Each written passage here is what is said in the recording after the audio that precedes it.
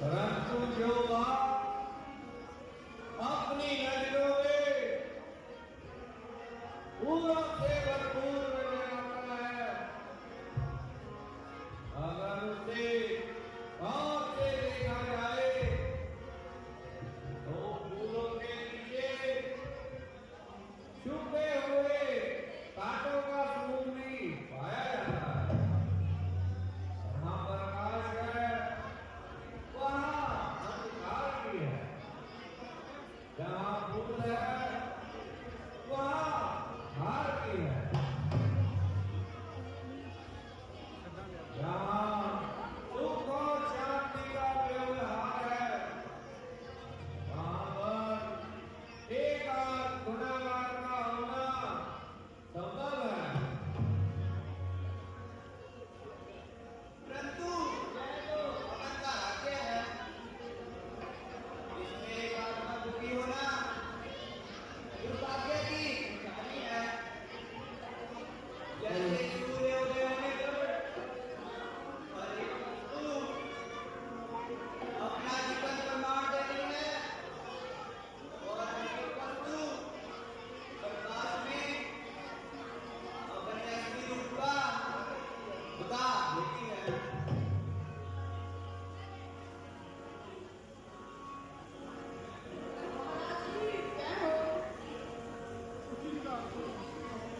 पितृ भक्ति में है जो सबके सत्तार, राज्यसभा में पधार रहे देश सागर कुमार। महाराज की जय हो। महाराज सागर कुमार दरबार में होना चाहते हैं, आप कहें उनके लिए क्या आज्ञा है? मंत्री जी ठीक रही श्रवण कुमार को अंदर ले आए। जो आज्ञा महाराज।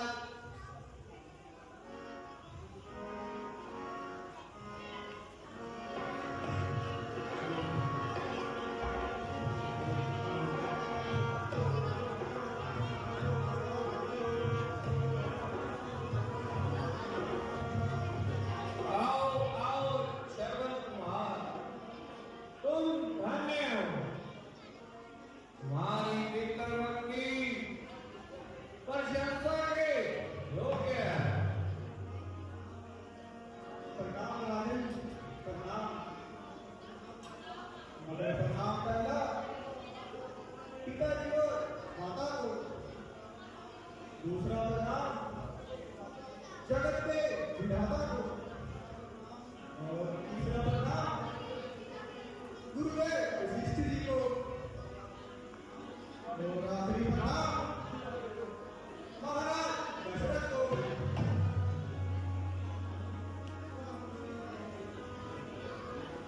ऐसा नहीं चाहिए। ऐसे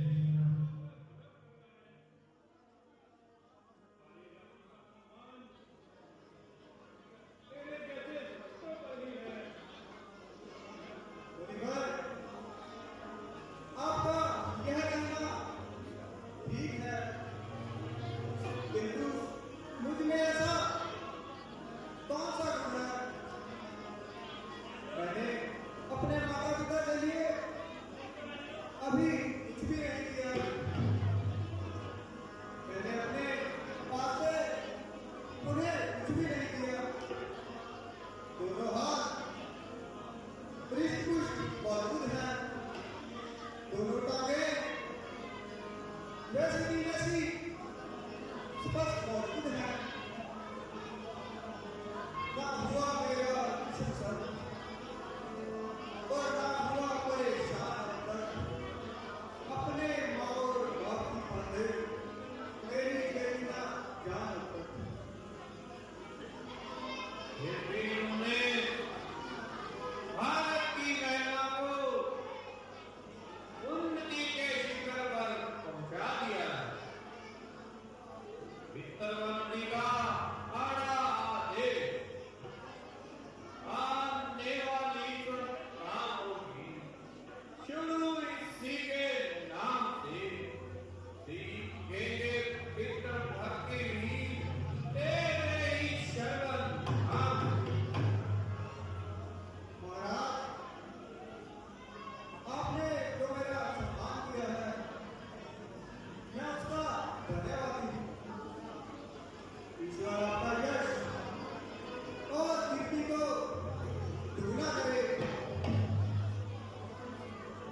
जर्मन तुम्हारे पवित्र जन्म करने से यह राज्य भी पवित्र हो गया है। जो तुमने सभा में पधारे ये समाज भी पवित्र हो गया है। वो शांति घर जिस जगह शर्म का लाल हुआ वो असरत क्या हो लालों की जो एक तुमसा हाल हुआ।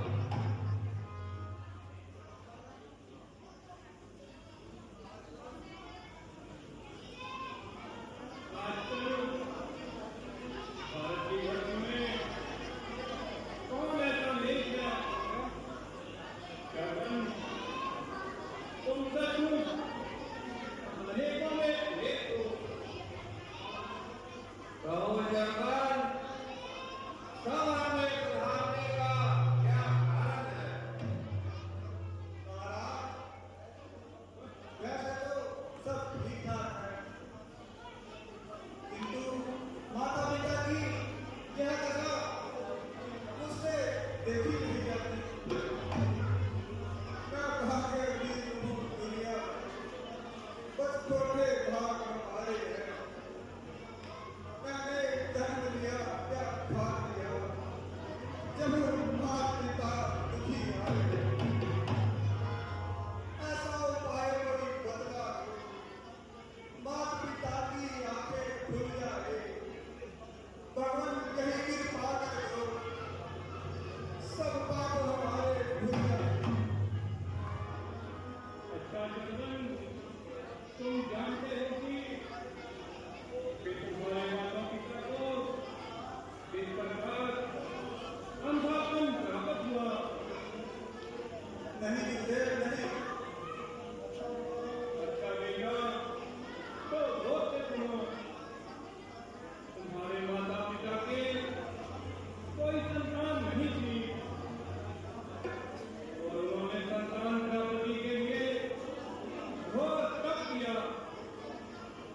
देवताओं की प्रशंसा प्राप्त करने के लिए अखंड समाधि लगाई, किंतु उनकी मुराद वर न आई और अंत में ब्रह्मा जी ने वर दिया तो वो इस प्रकार तथास्तु कहा। ब्रह्मा ने लिख दिया देख देख, किंतु निसंतान को बेटा वंश के न थे। युगों के अंधा होने का कारण जन्म तुम्हारा है। संतान का यह ब्रह्मा था, बस तुम्हें तेरा ही वंश सहारा है।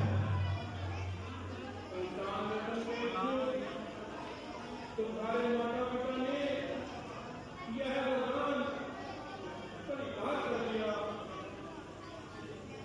क्या मेरे लिए मेरे माता पिता ने अंधा होना स्वीकार कर लिया? क्या मेरे लिए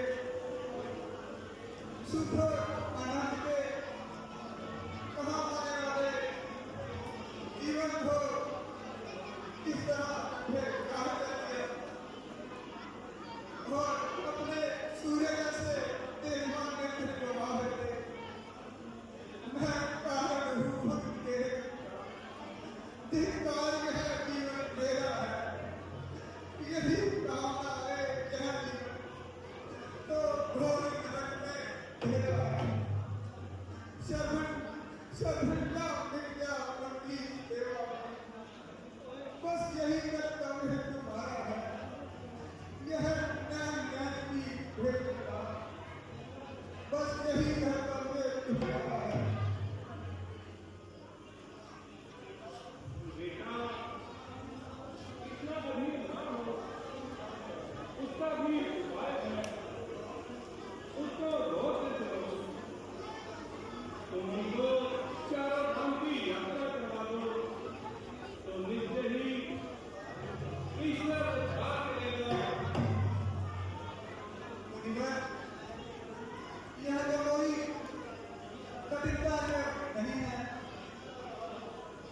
जीता रहा कौशल ऐसा जरूर करेगा, आपकी यह आज्ञा सर माथे पर धरेगा। अच्छा गुरु जी, अब मैं जाने की आज्ञा चाहता हूँ। भगवान, तुम इसकी बिल्कुल भी चिंता ना करो। मैं अभी तुम्हारी यात्रा के लिए सैनिक और सेवादारों का प्रबंध करवा देता हूँ। मंत्री जी, आप शीघ्र ही जाएं और यात्रा की तैयारी करवाएं। नहीं नहीं महाराज, आपका धन्यवाद। जब मेरे लिए मेरे माता पिता इतना कष्ट उठा सकते हैं, तो क्या मेरे दोनों कंधे उनको यात्रा भी नहीं करवा सकते? महाराज, मैं उनको कांवर में बिठाकर अपने कंधों पर ही चारों धाम की यात्रा करवाऊंगा। अच्छा नरवर, जैसी तुम्हारी इच्छा। अच्छा महाराज, मेरा नाम स्वीकार कीजिए और मुझे जाने की आज्ञा दीजिए।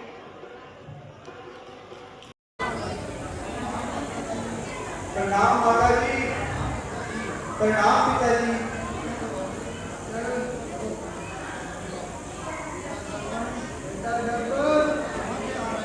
कहाँ से आ रहे हो? आओ मेरे पास बैठो। पिताजी, मैं आपके लिए एक समाचार लाया। बेटा, क्या समाचार है? कुछ मैं भी तो सुनूं। पिताजी, मुझे वशिष्ठ जी ने आपके लेकर पहुंचने की विधि बताई है, इसलिए आप इसके रहिए। अब मैं उपाय कैसे करूंगा? मैं आपको चारों धाम की तीर्थ यात्रा करवाऊंगा और इससे आपके नेत्र ठीक हो जाएंगे।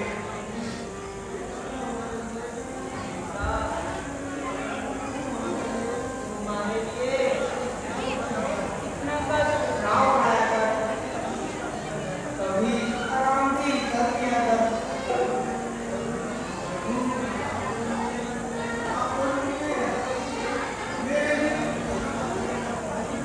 कौन-कौन से कष्ट नहीं उठाए? माताजी,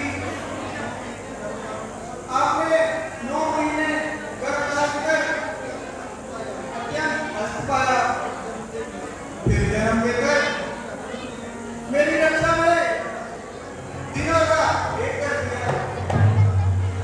मेरे लिए रातों को जागी और कुछ पीले पर सोया और मुझे उसके पर सुलाया।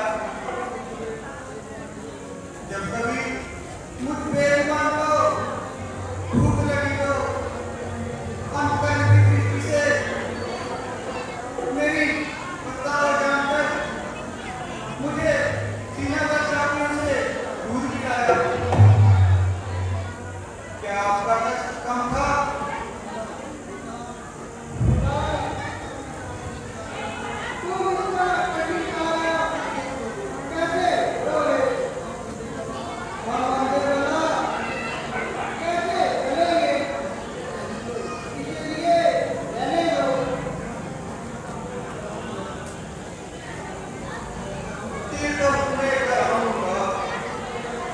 मैं दुनिया काम करूंगा, दावत बनाकर काट उसमें मैं तुम्हें बिठाऊंगा,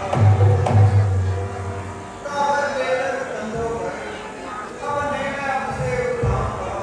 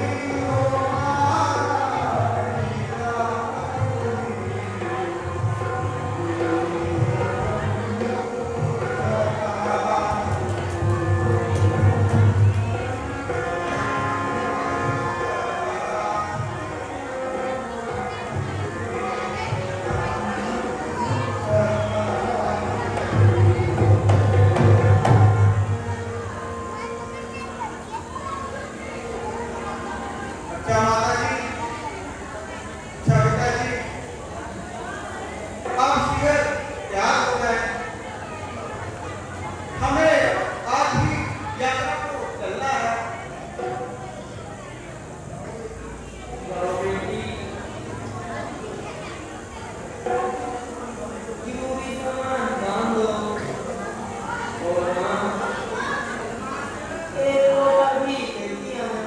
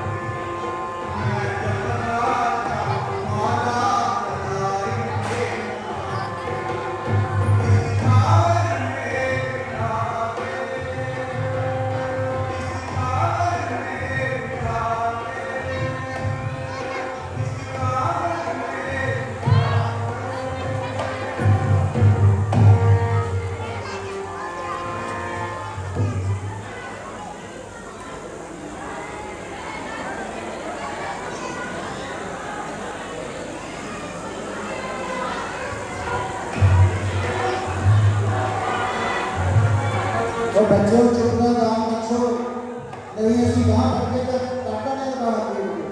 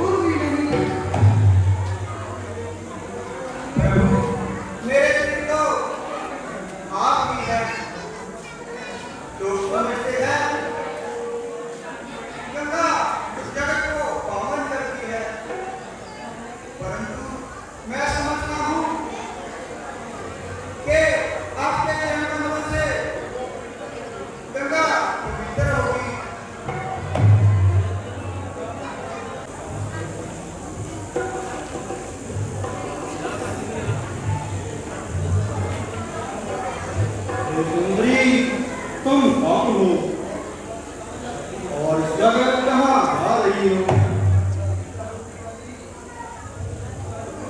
इच्छा रूपी गली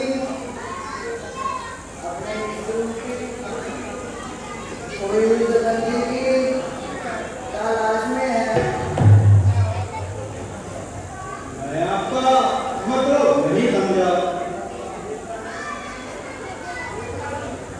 रानी मुझे भगवान के तलाश में जाना है। क्या मैं आपकी उस सहायता कर सकता हूँ? रानी पतिव्रता पति के सिवा और किसी को नहीं ढूंढ सकती। तथा किसी की सहायता नहीं चाहती। क्या यही तेरी लाश का इष्ट देव है?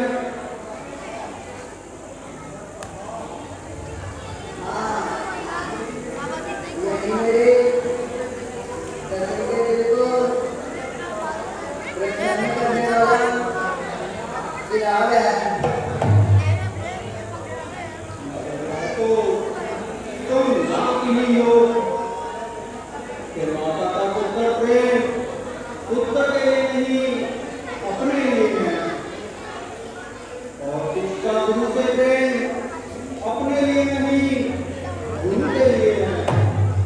और इसी प्रकार पति का पत्नी से प्रेम अपने लिए नहीं अपने लिए है। हाँ, अपने लिए, अपने कल्याण के लिए और उस उद्धार के लिए और उस उद्धार के लिए। परंतु स्त्री के उस उद्धार के अंदर एक सूक्ष्मतम वासना काम कर रही है। यदि उस वासना को तृप्त कर देने वाला मुझे ज्यादा शत्रु मिल जाए तो फिर भी पतिव्रता उस घटक के सामने जिसका के कंधे का नहीं हो अच्छी तरह जानती है। कि क्या तुम्हें उम्मीद है कि तुम्हारा पति तुम्हें मिल जाएगा? हाँ, इस जन्म में नहीं तो अगले जन्म में, यहाँ नहीं तो नरक में और फिर स्वर्ग में। जाओ देवी, मैं तुम्हारे पति धर्म से बहुत प्रसन्न हूँ। मेरा वरदान है कि स्वर्गलोक में तुम्हें अपने पति के चरणों में भाग मिले।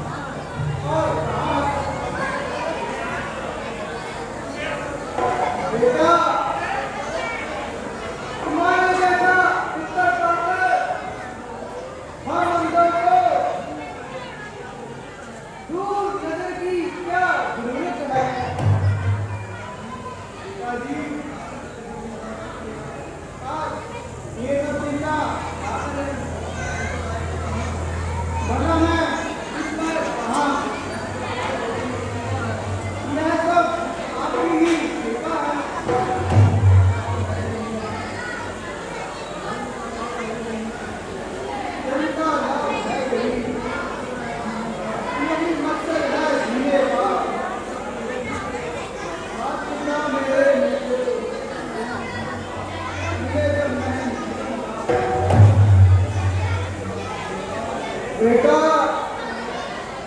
अब हमें इससे आगे की कहाँ की यात्रा करनी है? प्रभु,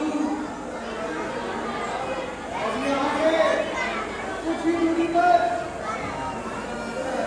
बद्रीनाथ जी का मंदिर है। पहले हम वहाँ करेंगे और फिर आराम करेंगे।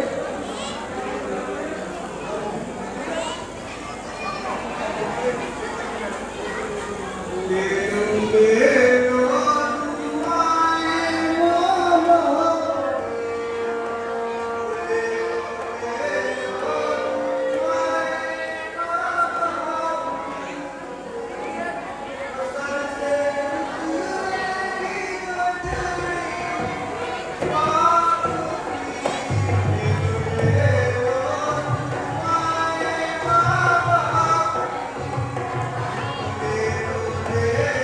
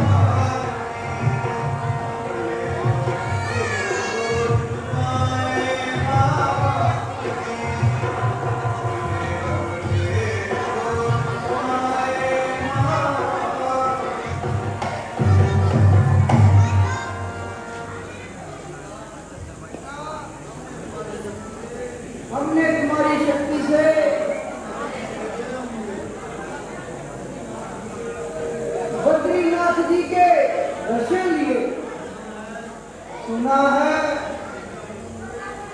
इनके दर्शनों से मुराद खाली नहीं जाती।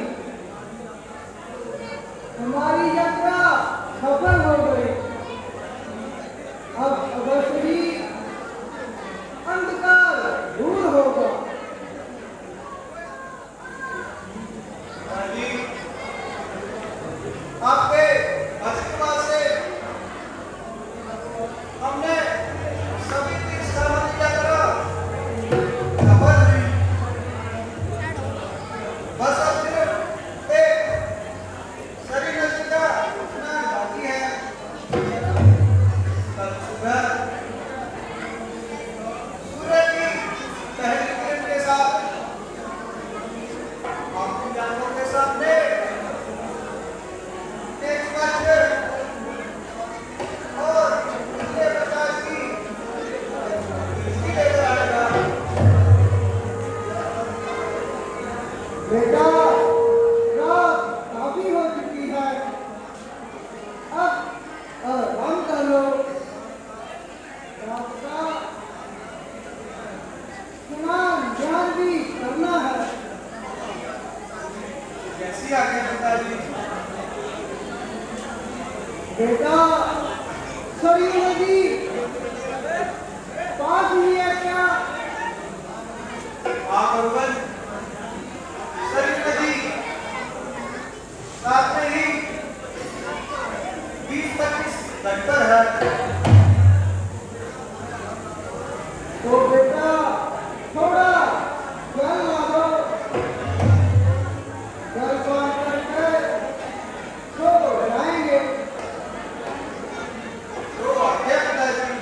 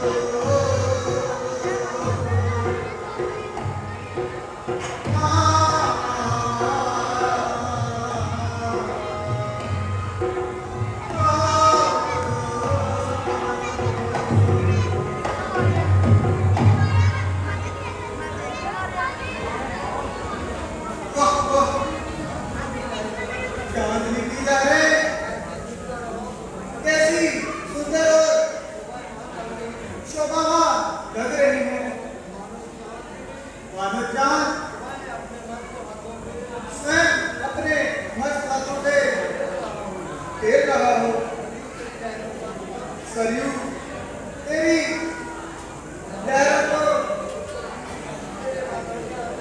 मेरे माता पिता के नेत्र दान देगा। तू ही भक्तों के सूखते हुए डगमगाते फूलों की नैया को पार करेगा।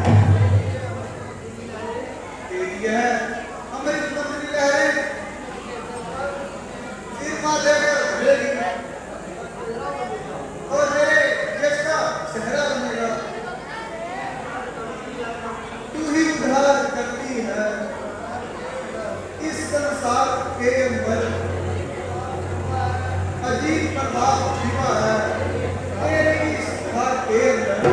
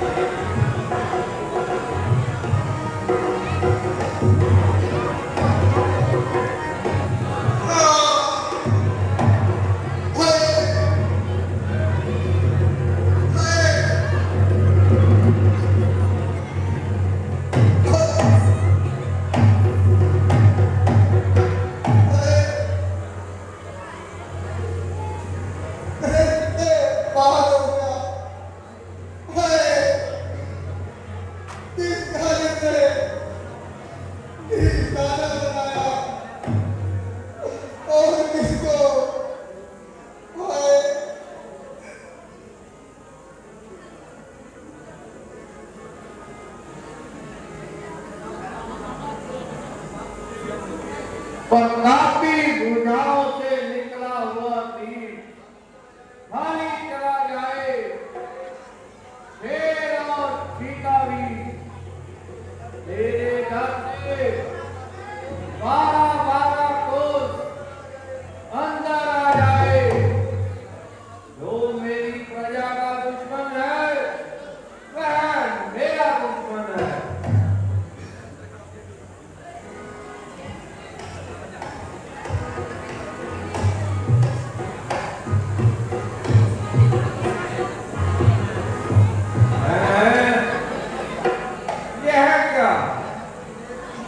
यह तो शेर नहीं बल्कि किसी प्राणी का शरीर खाक और धूप से एक हो रहा है। मेरा पाप मेरी ताकत सब चूर हो गई।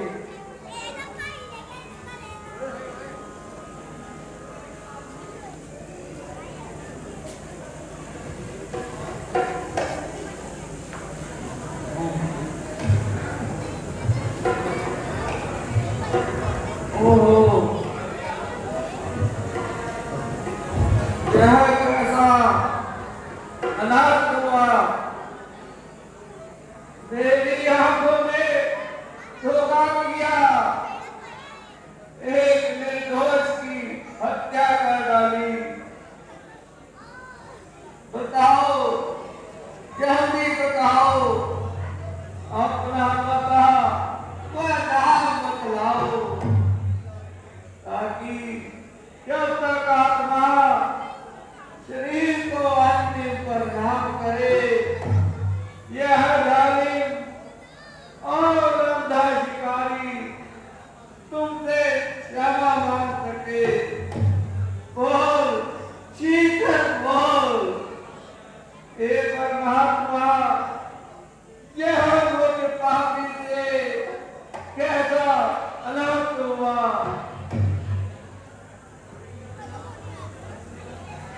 पिताजी, ये तूने बहुत बुरा किया पिताजी। एक के बाद एक तूने तीन हत्याओं का आरोप अपने सर पर ले लिया। उन्हें मुझे मारकर मेरे वृद्ध माता पिताजी लाठी को तोड़ दिया। माए गाए मैं इसमें जीवन में कहाँ ठोकरे खाएंगे और मुझे ना पाकर अपनी जान गंवाएंगे और सिर पीट पीट कर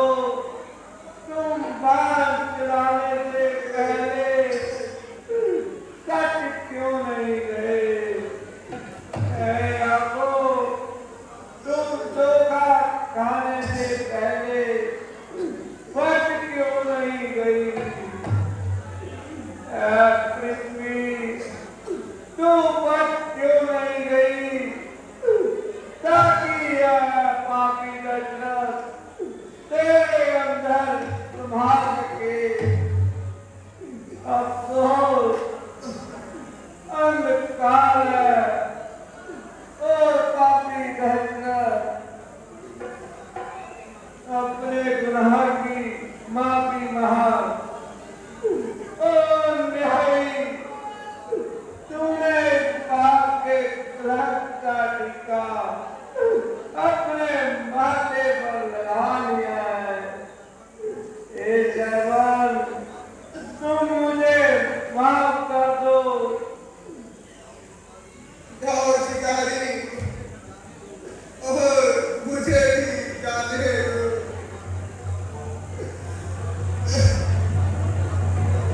और मेरे माता पिता को बचाओ, वो प्यास से मर गए हैं। ये लोटा लेकर उस वृक्ष के नीचे जाओ और उन्हें पानी पिलाओ। मेरी मेरी अंतिम इच्छा है कि मैं जब भी जन्म लूं तुम्हारा पुत्र होकर सेवा करूं। अच्छा माता जी, अच्छा पिताजी,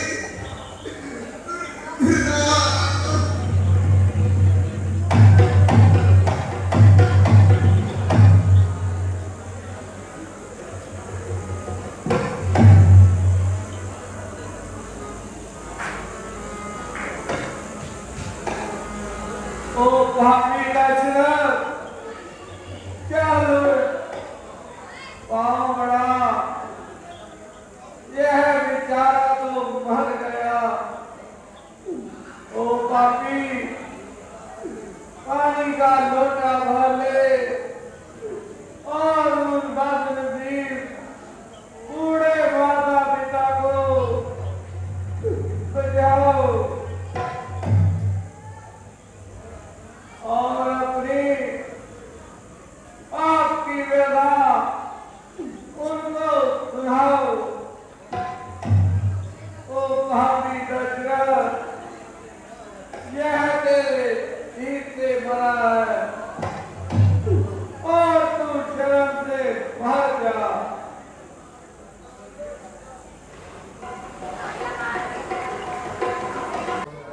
बहुत देर हो गई।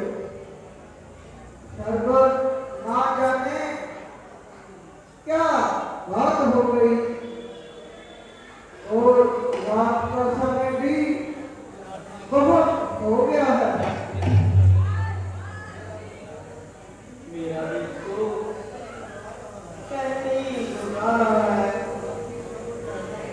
जब भी कभी कहता था नहीं 20-25 बचता नहीं है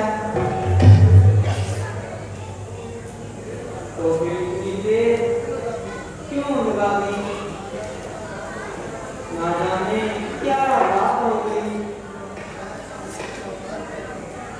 यह कदमों की बात कैसी? बेटा भगवान क्या तुम आ गए?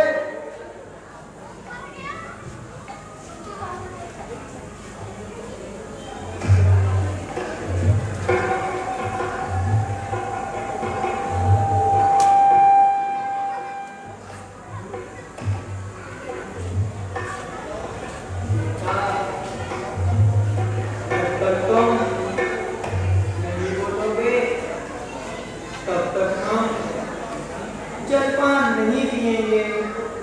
बोलो बेटा क्या बात है? बेटा क्या हमसे नाराज हो? कुछ बोलते नहीं। तो अगर जब काम करो बेटा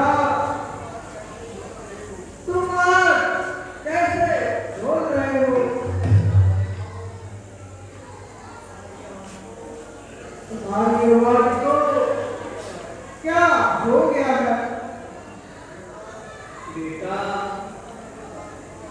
जरा मेरे पास तो आ। क्या बात है? आज तू इतना चुपचा क्यों है?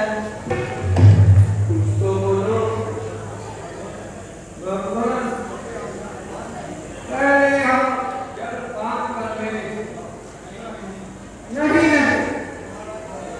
हमारा धर्म नहीं वह बोल नहीं वह खुदा नहीं वह भगवान नहीं हम प्रभु के बिना किसी दूसरे के हाथ का जल नहीं पिएंगे भाई तुम बता कौन है और हमारा धर्म कहाँ है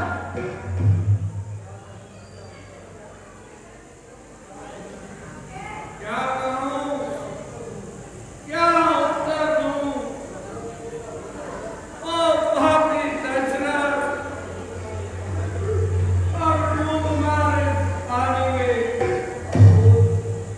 अब तो अंत कहा।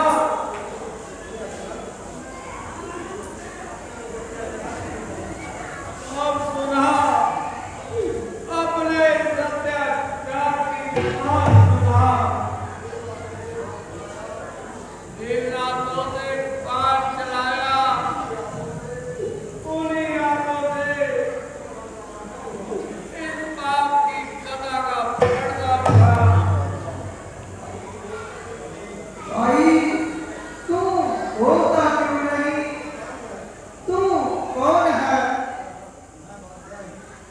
मैं भाग्य नहीं, अयोध्या का न्यायी राजा, राजा दशरथ। दशरथ राजा दशरथ हाँ भगवान, अन्यायी दशरथ, पापी दशरथ, कुल कलंकी दशरथ। राजा तू ऐसे शब्द क्यों कह रहा है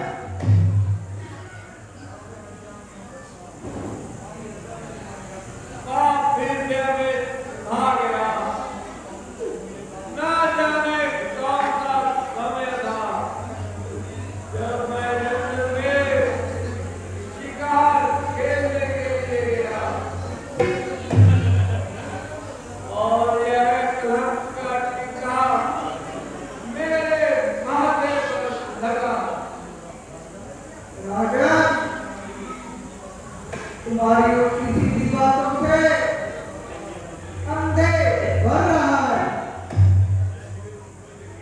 तुमने क्या शर्मन को इधर उधर घूमते देखा है हाँ भगवान, देखा, ना होते हुए भी देखा, इन प्यारे जहनों ने देखा। भगवान, परंतु बड़ा नहीं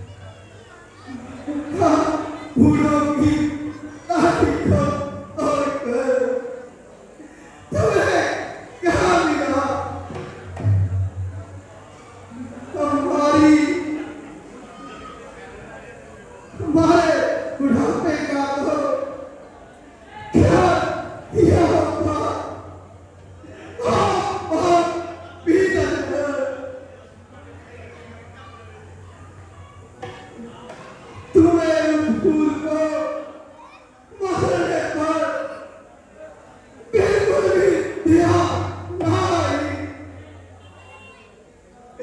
और शर्म के बिना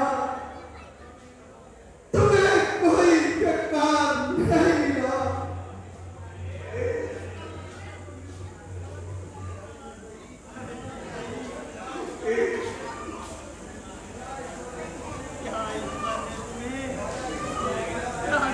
ये बनाया के दुगमों के घर जाके राजन सुन ले, कान खोल कर सुन, हमारा व्यापार चल गई। कहा मेरा कहा वो कैसे पाएंगे जो लाठी के बाल है तो दीपक क्यों न पाएंगे। दशरथ तू क्या हमें जल देता है,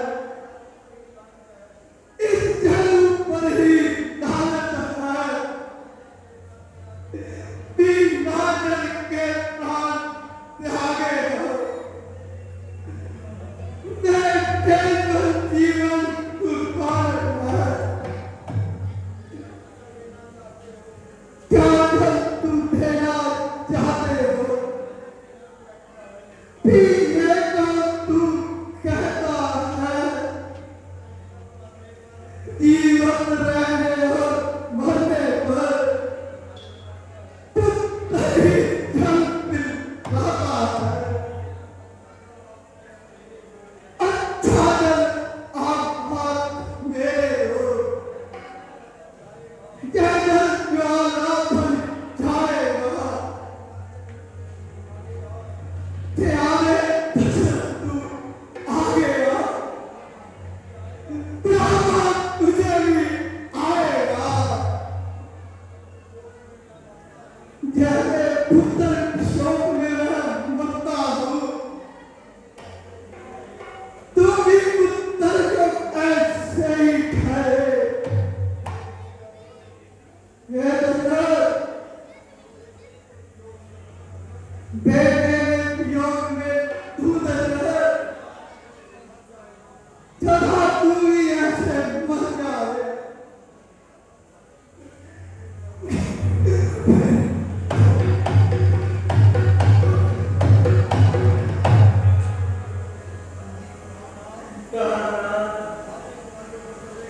आप ऊपर को चले तो मैं भी आ गई। क्या रहकर क्या करूंगी दशरथ, और नहीं दशरथ, मैं किस प्रकार अपने पुत्र और पति के वियोग में प्यासी मर रही हूँ। तुम्हें भी अंतिम समय में एक घूंट पानी की नसीब ना हो।